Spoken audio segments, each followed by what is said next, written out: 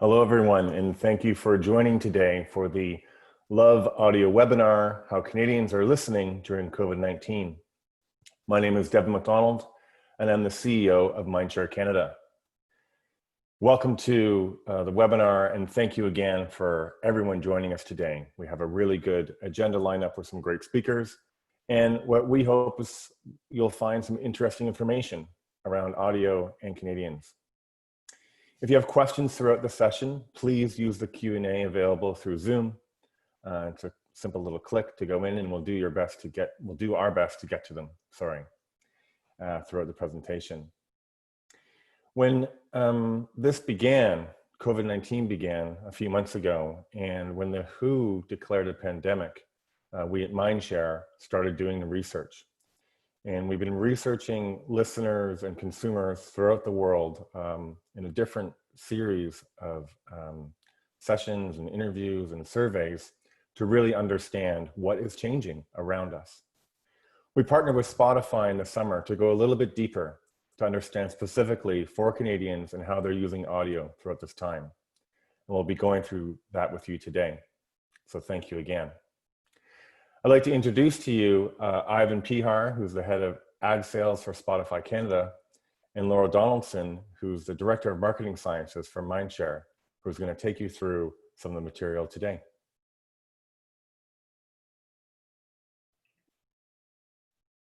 Thank you, Devin, for that great intro. Hey, Laura, thanks for joining us this morning as well. So, let's just kick it off. So today's playlist, what are we going to talk about today? Well, it's been nearly 6 months since the pandemic first upended our lives. Our daily routines are still shifting to adapt to a socially distant world. At Spotify, we've seen audio content play a greater role in our listeners' lives as they spend more time at home with their families. So we partner with Mindshare to uncover how Canadians are using audio to cope with the stress, keep themselves entertained, informed, and connected with their loved ones. So we're excited to share our findings with you today. In this session, we'll level set with a quick look at the current landscape and the shifts in people's content consumptions, a deeper dive into the listening behavior and interaction with audio content during the pandemic. We'll share 3 key takeaways for building authentic connections with listeners. And finally, we'll wrap with a great fireside chat. So with that, Laura, I'll pass it over to you. Thanks, Ivan. Let's kick it off and get right into the research. So how have Canadians been listening during COVID-19? As Devin mentioned at the start, we at Mindshare have been very curious about how Canadians have been feeling, how have their media behaviors changed, and a great partnership came up with Spotify for us to partner on this research back in July. And so we looked at 1,000 interviews, just shy of that, with 999, one shy of 700 for English Canadians, and we had 300 French Canadians. All of the data that you're going to see throughout all of our research has been weighted to the Canadian population and is reflective of those between 18 to 55 years old. To kickstart things off, we're going to just take a step back and look at the media landscape, specifically when it comes to audio. When we look at how audio listeners and audio streamers have been feeling during COVID-19, we see that half of them are deliberately choosing media to relax and de-stress during the pandemic. When we look at how audio listeners are spending time with other media channels, we see that they're spending significantly more time during COVID with a number of other channels. 13% say that they're spending more time during COVID streaming TV than they did before COVID. 10% saying that they're spending more time watching live TV and playing video games. And 5% stating that they're going online and scrolling through social media much more so now during COVID than they were before the pandemic started. When we look at how Canadians are listening in a typical week, we see that 65% of them say that they're streaming music, 57% have self-reported that they've listened to terrestrial radio, and 42% have said that they've listened to a podcast. When we look at how that gets divided by different ages, we see that Gen Z is consuming much more audio content than any other generation. When we look at streaming music, we see that at 44%, 18 to 24-year-olds are stating that they're spending time streaming music in a typical week. 31% saying that they're spending time with podcasts, and 35% saying that they're spending time listening to music on terrestrial radio. You'll note, no matter the age differences here, we see a very similar trend among those that listen to music on radio, hovering around that 1/3 for each of the different age groups. So where does Spotify sit in the landscape here? Well, out of all streaming platforms in Canada, Spotify is currently the #1 platform in the country. We see well over 11.3 million unique visitors from Canada on our platform every month. And in fact, more than 1/4 of Canadian listeners choose to listen to their favorite content with Spotify over other audio brands. We have nearly 2x the number of listeners of Apple Music and Google Play, and 3 to 4x the listeners of other platforms like SoundCloud, Stingray, Amazon Music, and iHeartRadio. So as we dig into the shift as a result of COVID-19, it's important that we understand, that the pandemic rewrote many of our daily routines, quickly adapting to their new normal. Travel for work on public transit remains down by more than 37% as people work and school from home, but they're taking advantage of the great outdoors. And we've seen a 150% increase in Canadians heading to the parks. But why this matters? These changes that we've seen as a result of behavior actually brings us to our first insight. And that is that more people are turning to audio to chill out. With all of these shifts in people's routines, it's no surprise that we're listening differently than we were pre-pandemic. The number of devices users are logging into on a daily basis has increased. While mobile is still the top device, more people are streaming across devices like computer desktops, TVs, smart speakers, and gaming consoles at home. One of the key elements that we've been measuring at Mindshare is to really understand how Canadians have been feeling as a result of COVID-19. And so when we ask Canadian audio listeners, we see that they're feeling exactly the same as regular Canadians. We're worried, we're stressed, and we're anxious, all as a result of COVID-19. When we look at how this translates into the audio content that we're looking for, we see that audio listeners are really looking for audio content as a means to escape. We've seen an increase by 23% of time spent for Spotify's chill playlists. And this brings us to insight number 2. People are listening more together. And this provides a unique experience where brands are able to get in front of the entire household versus a single user who might be listening on their headphones. Like Ivan mentioned, we see that connected device usage is up. When we look at gaming consoles, we see a tremendous amount of growth with Spotify's users tuning in to the game console to stream audio content. We see the same with the connected TV, with your desktop, and with your connected speakers. All of these devices that are now all within your home that you're turning to much more so now during COVID than we were ever before. When we look through our research around how Canadians are feeling when they look to spend time with streaming music, we see that 33% of them report that they love to stream music while they're spending time with their friends or if they're playing with their kids. And we know that over 2/3 of Spotify listeners say that music really does bring their family together. Which then brings us to insight number 3. Every day is a Sunday. On Spotify, we're seeing that midday listening is rising and weekday use of connected devices is on par with weekend use. We no longer see a spike during commute times, but rather consistent consumption and listening throughout the entire day.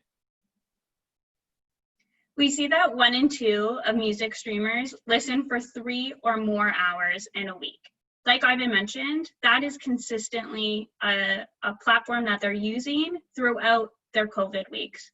We see that 28% of podcast listeners are consuming 1 hour or more of podcast content in an average week as well.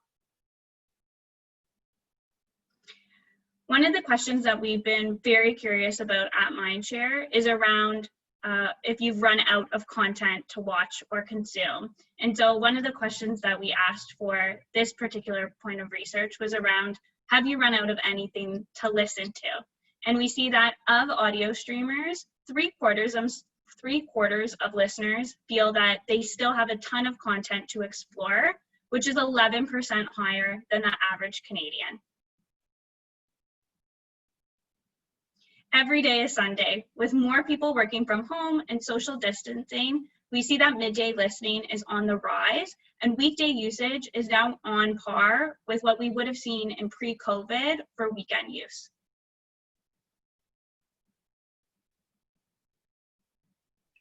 Which brings us to insight number 4. Music is an important companion throughout people's day. While spending more time at home, people turn to audio to enhance and reinforce their everyday moments.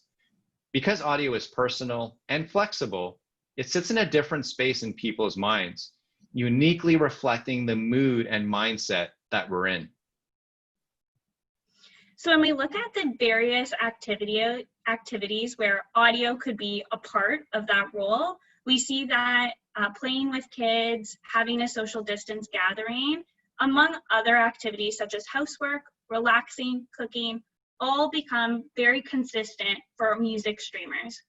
We also see at the very bottom of this chart, when we look at something like commuting, where terrestrial radio really does come on top compared to any of the other activities. But you'll note specifically that there isn't really that much of a change between what you're seeing activity to activity. And music streaming really does have that ability to be that background essential within whatever your daily activity is. When we look at how these activities differ across the country, we see that they really do play a difference where you live. So for British Columbia and Alberta, we see exercise come up on top, where they're utilizing audio content within different activities than what we see from the rest of the country. When we look at the prairies and the Atlantic, we see cooking become the #1 source of activity that they're turning to fuel an activity for their own day. And of course, with Ontario and Quebec, some of the longest commute times within the country, it's no surprise that they're turning to music listening for their commutes. So no matter where you live across the country, there is a very different activity that you could be partaking in to help keep you distracted or to keep you entertained, depending on the source of activity that you're looking at. With more people listening solo or at home with their families, listeners are paying attention to audio ads more than other formats where there's an option to skip or disengage. When we look at the attentiveness of how audio content splits across different ages, we can see that Gen Z are much more attentive to listening to audio ads than any other generation. Perfect. So we see almost 50% of them, of Gen Z, saying that they're more attentive to audio content than any other platform. And this slowly goes down based off of the older the generation is. So as we stop for a second and understand how brands can resonate with listeners right now, based on our findings that Laura just shared, I'm going to walk through some creative insights and audio first ideas to really help you get started. Our first takeaway is be heard in the moment. Reach listeners in contextually relevant moments where your brand is most relevant. Today, context means more than just message and placement. It means understanding the tone of that message and the moment it being delivered to that listener. 27% of Canadian listeners agree. They prefer ads that are relevant to what they're doing in a specific moment in time. Understanding the nuances between these different moments and landing a message that feels appropriate with them can make the difference between a listener tuning out or tuning into your ad. And in fact, 1 in 5 listeners told us they prefer audio ads to social ads because they feel more relevant and personal. This now brings us to the second, which is match listeners' moods. 36% of Canadian listeners we spoke to told us they wish brands understood their moods when they hear or see an ad. And half told us the message feels more personal when the ad is relevant and creative matches their current mood. So I encourage users to start thinking about their daily routines, or for a brand, the opportunity to sponsor one of our mood boosting playlists, like Happy Hits or Have a Great Day, to align your brand with the sentiments and positivity of encouragement. And then lastly, and one of the most important, is show up for screamless family moments with audio.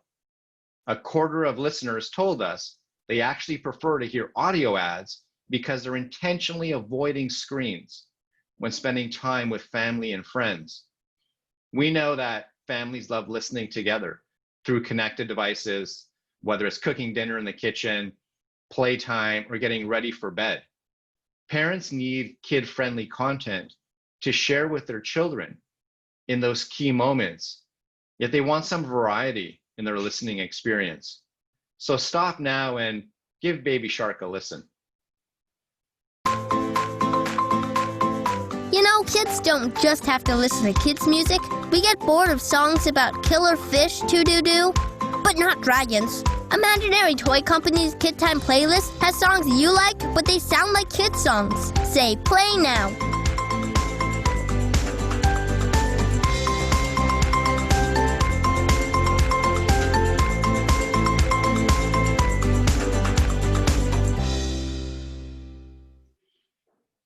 So Laura, I'd like to bring you back on screen here and back on the virtual stage.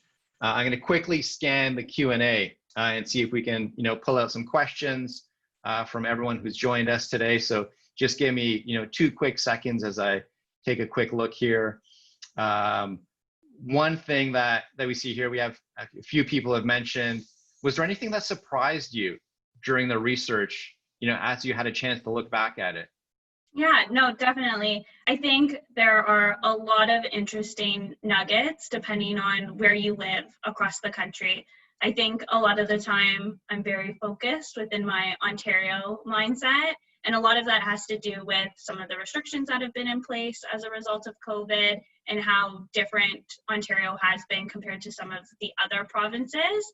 And it's really interesting to see how audio listening and consumption really does vary based off of where you live and the activities that you're utilizing audio and music content for really do vary depending on what province you're from. And another question here, building on that, were there any regional nuances that you saw? We like to think of Canada, English and French speaking Canadians. Is there anything that came out from the research?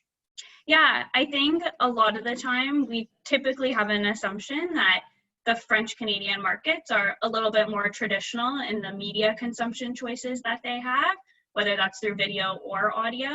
And now what we have seen, at least through this research, is that there wasn't this huge difference between the two markets when it comes to their streaming habits or their terrestrial radio habits. That was really of note. And so that was an interesting component to really see that those differences compared to some of our ingoing assumptions. Excellent. Thank you, Laura, for joining us. So now I'd like to continue the conversation and actually invite 2 of our panelists who have joined us today as well. So I'd like to invite Nicole, Gaucher, Communications Manager, SUV at Ford Motor Company of Canada, as well as Ali Ruffo, Marketing Director, Media at Kimberly-Clark. Thank you, both of you, for joining us this morning. Hi, Ivan. So Nicole, we'll start with you. And I think a lot of us on the call here are really interested in understanding, from a brand marketer's perspective, how has COVID impacted how you think about A, interactions with your customer, and also B, how have you had to reimagine your communication channels? Yeah, Evan, I think that's a really great question. So I think COVID has perpetuated a couple of things, as it's really caused us to reevaluate the automotive conversation in many respects. If I think about it, the first thing that we did is we diversified our communications, and we ensured that they were positioned to meet Canadians at a time and place where they were ready for a conversation, recognizing that each person's experience has been very different. And we all know, and we've all experienced it, we all have been in very different places. So our communications evolved to reflect that reality, whether it be communicating customer assistance programs that we had for people who currently owned or leased vehicles, or for those who may be in the market. But it also could have been as simple as communicating that our service facilities were open, obviously, as Laura mentioned, in areas in provincial provinces that allowed them to do so based on regulations.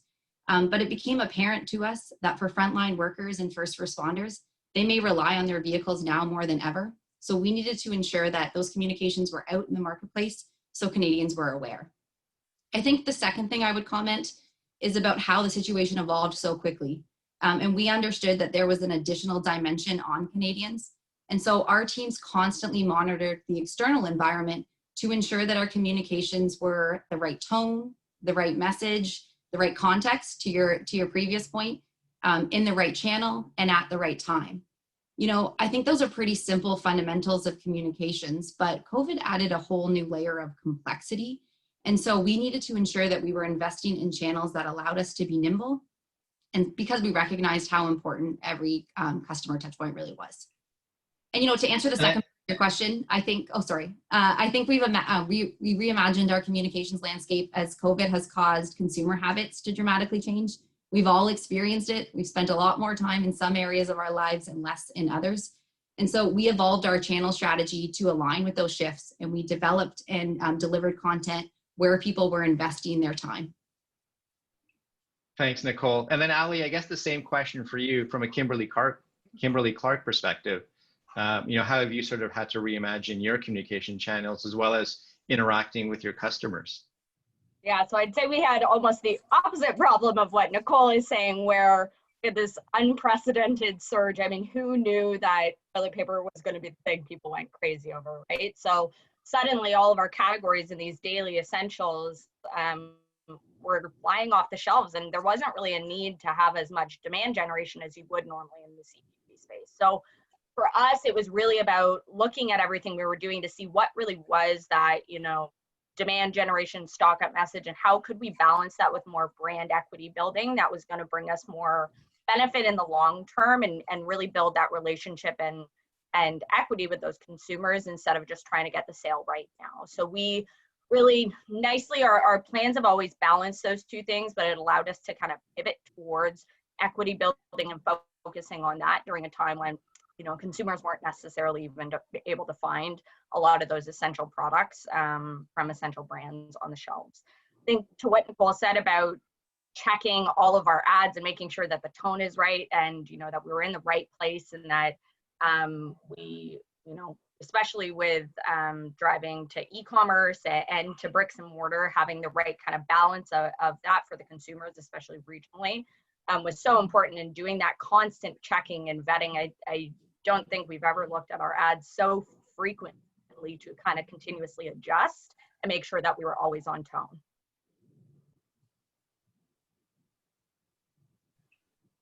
So Ali, I'll ask you another one, building on that consumer experience as we continue to crave content when we want it, and the macro trend of like streaming audio content, music, podcasts. How do you think about integrating new channels into your communications plans?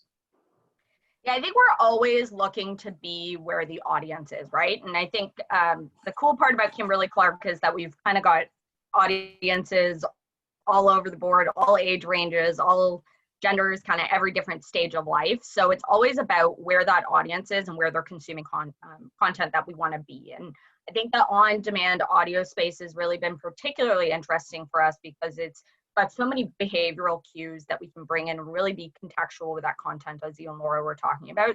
So we've really taken a test and learn mentality with these audiences to bring them into our plans and say, how can we be enhancing that consumer journey and potentially building more equity when, you know, that right message is coming in for that specific part of their life that they're in, whether, you know, they're listening in a commute and potentially one message works for them, or they're kind of ready to convert at that stage. And we're really bringing in the audiences to make sure it's the right message at the right time. And then Nicole, same question for you. You know, how do you integrate these channels into your plans? And you're in a really unique space, is that, you know, people are driving their vehicles, they're driving their Ford vehicles and listening to the audio on demand. Yeah, so although our industries are very different, I think they both share that competitiveness and the amount of messaging that really come from our individual industries. And so I think companies across automotive and obviously other sectors as well are constantly looking for unique ways to reach customers. And so we work with our partners, including Mindshare. Every time we start a campaign, you know, we discuss those new opportunities, we discuss those new trends, we look to Ali's point where the audiences are, and then we really talk about how those can be integrated throughout our buy cycle. You know, if I think about it though, I think as we try and stretch our media plans further, we need to look for opportunities where we can invest in contextual content that's relevant for the consumer, that provides that meaningful connection, as well though that can be tailored to target groups of individuals. And I think we've talked a lot about the benefits of where audio can provide that connection point through the presentation today. And I think, you know, we're excited to look at those opportunities and see how we can apply them to future opportunities as well. And then Ali, you know, I'll start with you on this one. We talked a lot about the consumer, and we understand, and in advertising, we all reference the consumer. So I think for us, and I really think in general, I think audio can play a role at all different parts of the journey. And it's not just about one. I mean, it is a great awareness driver, and especially with the audio component of it, as I think about Spotify and you know, being able to show audio ads and video ads. It's important for building that equity message and the awareness stage, but it can also do a lot of things further down the funnel for us in consideration and being able to reinforce that message. And then also driving purchase. You know, we can figure out kind of where the consumer is and what they're doing. Well, if they're in their car and they're listening to that kind of playlist, maybe they're near a store. So it really is about figuring out the right message at that right stage of the funnel. And for us, it could be across the total funnel. And it's just about making sure that we're bringing that audience kind of through the full journey to be able to do that. And then Nicole, same question for you. You know, thinking about streaming audio in a vehicle, you know, purchase cycle, where would you sort of, you know, bucket streaming audio? Yeah, so this is again where our industry contradicts Ali's, right? So we see the buying and ownership cycle much longer than Ali's industry would experience. And so I can actually see it having an impact across the entire automotive consumer journey. You know, given how ingrained the on-demand content is in a consumer's life, I think about the pre-research phase, I think about the research phase, and then obviously about the buying phase, which again, those phases are much, much longer in automotive. But, you know, I do think it's important for any brand to think about the relationship that they can establish beyond just the point of purchase, and really to see how channels and strategies can help build a long-term conversation and relationship, which I, you know, obviously curated content such as this would have an opportunity to do. So I want to end on, you know, some really fun stuff here, and I guess more personal question. Nicole, you know, I'll let you, you know, start. Is what are you listening to now? Is there a podcast you're listening to? Is there a favorite album? What's the top of your playlist? Oh, okay, good question. I'm a big country music fan, so I think in terms of music, I would say Brett Eldredge's new album of Sunday Drive is one of my favorites among others. And then podcasts in our house, we're big hockey fans, and hockey's ingrained in a lot of our lives. So I would be remiss if I didn't say there would be some type of hockey podcast going on over our speakers in our home. And Ali, what are you listening to? Well, I apologize to everybody if they don't like country music, because I also am going to say a country one. I'm particularly on repeat with a new artist called Coulter Wall. He's a Canadian, and his new album's been on repeat in our house. And I'm a junkie for lifestyle content for podcasts, so Approachable is one of the ones that tends to be kind of on repeat on my playlist. Well, you've definitely both struck a chord with everyone who's joined us today. There's a ton of shout outs. Good choice of music, Nicole and Ali, from people on the chat here. But I think, as we close the session this morning, first of all, Ali, Nicole, thank you for joining us, sharing your insight on the impact that, COVID has had on your business, as well as where streaming audio fits in terms of the overall communication strategy. Laura and Devin at Mindshare, thank you for being great partners. The heavy lifting required to bring a research study like this forward. And then lastly, everyone who RSVP'd and joined today, we will be sharing a recording of this. We'll automatically get emailed to you later today, as well as if you have additional questions, we'll have contact info as well. So to everyone who joined us, thank you very much. Have a great rest of the day. Stay safe and keep streaming Spotify.